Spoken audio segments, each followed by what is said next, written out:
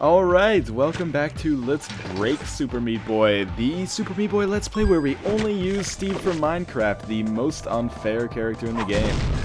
And we are now, we have rounded the halfway point actually, of this slightly ambitious series. So from now on, all we have left is the Dark World, and it really only gets better from here. I think Chapter 1, the Forest in the Dark World, you know, I don't want to undersell it because you're watching it right now, but there's not as much room for ingenuity as there was in the Rapture or Hell, or even some parts of the Salt Factory. But in any case, as the challenge gets harder in the Dark World, and we, get to Chapter 2, Chapter 3 Dark World that are actually harder than Hell or the Rapture, then we see some more opportunities for innovation. Let's put it that way. Some more areas where Steve has the ability to completely break the game and turn the levels into kind of a joke. Kind of my least favorite obstacles, as you can see right now, are ones that are actually really easy to do with Meat Boy, but I just kind of punish myself and make them harder. Like, it should not be nearly this hard for me to break that top block and get the Bandage Girl, but I seem to be... It's like watching Rain Man try to change a light bulb. You just jump through the hole. Just jump through the hole. Thank you. Excellent. So yeah, basically, once we get to Chapter 5 of the Rapture, I have kind of no idea how that is going to work out, but I'm sure that everything is going to be pretty insane based on the layout of the levels. People keep talking about, when are you going to do Dark World Chapter 3, when are you going to do Dark World Chapter 4, Dark World Chapter 5? This might be the only time that you see me do those, so enjoy it. Those levels, recording them, playing them with Meat Boy, not a lot of fun for me. A little bit tedious. Been there, done that. But as Steve, when I get the opportunity to, violate the game as hard as the game basically raped me the first time, then I have no problem uploading that kind of perversion to YouTube.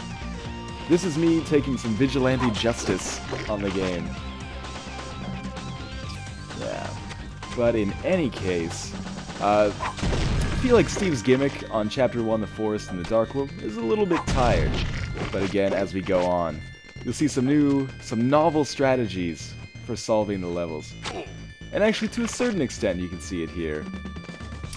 Someone was kind enough to mention in the comments of a previous video that you can use Steve's power to block saws and lasers. Not saws like these, but those like saw throwing devices. So I try to make use of that now whenever possible, particularly on the lasers. That's really useful and can lead to some pretty cool ways of beating levels in Chapter 3 in the Dark World, and Chapter 2 as well. But for here, there's not a lot of saw throwing action, except I think on 1:18 there's a little bit. But I actually probably end up killing myself more often when I try to block saws than I end up saving myself, so it's kind of not worth it.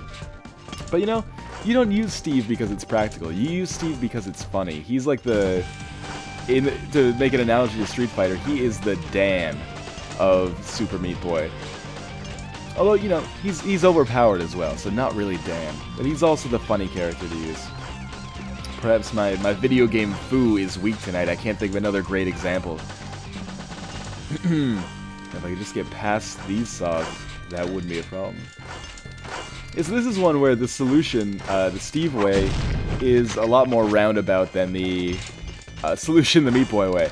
And here's one where it's much, much more direct. You basically just tunnel under that mountain and then jump up to the top. It varies, Sometimes Steve is practical, sometimes he's not. Alright, it was 1:18. That's the level I'm referring to where you can block saws. So you can see that on display right now. You can block these saws as long as you got your timing down. And then you can jump into the saws as well, if that's kind of your prerogative. I mean, I wanted to jump into that saw. I could have gotten around it, I just didn't feel like it. So we'll block it again. Oh, that was so cheap, it just came right through the block. Alright, so I guess maybe it doesn't have 100% efficacy at blocking saws, or maybe that saw animation starts a little bit past the block. I say things like that like I have any idea how this game was programmed, or how games are programmed in general, but I don't. So, I don't know. Team Meat, you've gotten me once again. Even when I play as the most unfair character, the game finds a way to screw me over. This level It's another one that basically gives you glaucoma.